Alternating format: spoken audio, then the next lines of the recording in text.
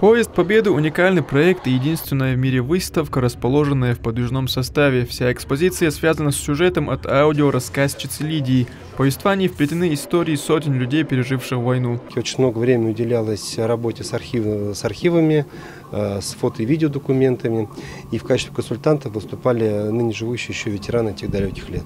Поезд состоит из 12 вагонов, 8 из которых расскажут о разных периодах времен Великой Отечественной войны. Попадая в первый вагон, понимая, что пассажиры едут по своим делам. Здесь шумная компания моряков, веселые туристы. С улыбкой на лице эти люди рассказывают о планах на жизнь. В этот момент ничего не предвещает беды. Переходя во второй вагон, улыбка с лица людей исчезает и наступают тяжелые времена. Попадая в следующий, мы видим, как вся страна готовится к войне и идет на защиту своей родины. Реалистично, необычно, иначе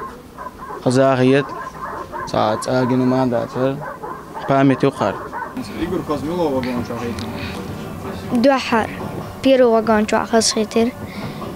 Первый гич маникенш гич сажима киравелер. Задача передвижного музея – позволить новому поколению увидеть все, через что пришлось пройти советскому народу ради победы над врагом. Мы должны нашим подрастающим поколениям показать громадный, я бы сказал, кровавый пласт величайшего в нашей истории события, как Великая Отечественная война.